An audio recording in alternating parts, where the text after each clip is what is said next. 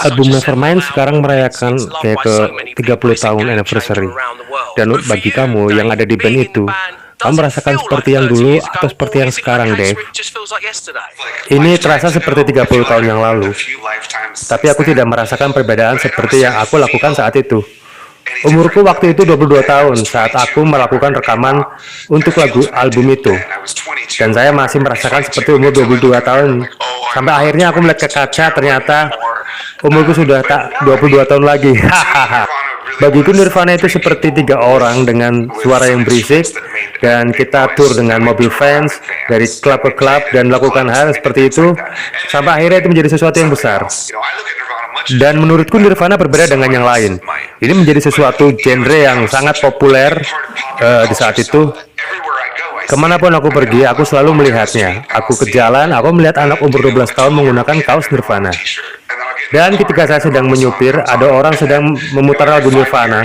Dan di setiap 5 tahun selalu ada anniversary yang selalu mereka rencanakan dan mereka bicarakan. Jadi ini akan menjadi semakin lebih besar dan besar dibandingkan dengan kita cuma 3 laki-laki yang bermain band dan tour di Nirvana. Sekarang umur saya 52 tahun. Saya tidak pernah berpikirkan untuk kembali ke 30 tahun yang lalu dan bermain untuk 30 tahun ke depan. Bicara tentang album Nirvana Nevermind yang sudah anniversary ke 30 tahun, bagaimana perasaanmu ketika kamu mendengarkan lagu Nirvana itu diputar di radio-radio seperti Fox Memories dan lainnya? Yang aku ingat adalah seperti aku duduk di kursi dan mulai merekam lagu itu, seperti kata-kata rolling, dan aku melihat ruang kontrol, dan aku melihat Kurt di sebelah sana dan Chris di sana, dan kita mulai melakukan rekaman. Jadi ketika aku mendengar lagu itu kembali, aku seperti memiliki perasaan yang sangat dalam, sama seperti saat kita menggarap album itu. Jadi ketika lagu itu diputar, saya memilih untuk mematikan karena itu akan mempengaruhi perasaan saya. Tapi sekarang, ketika saya berkendara dengan anak saya, dan tiba-tiba terdengar lagu Nirvana, anak saya bisa menghafal dan tahu liriknya.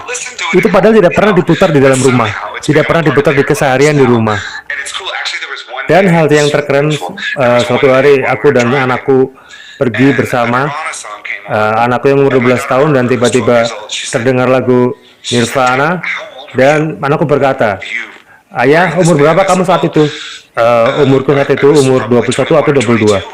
Dan itu untuk rekaman lagu Come As You Are. Dan akhirnya kita bersama menyanyikan lagu Come As You Are.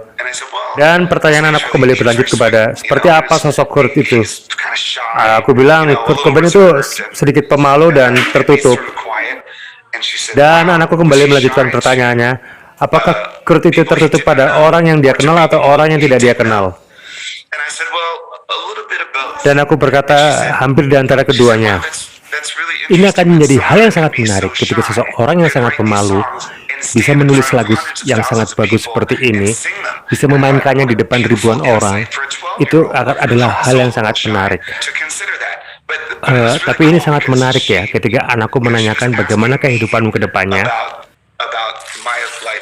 karena dia sudah mulai memahami kepada musiknya.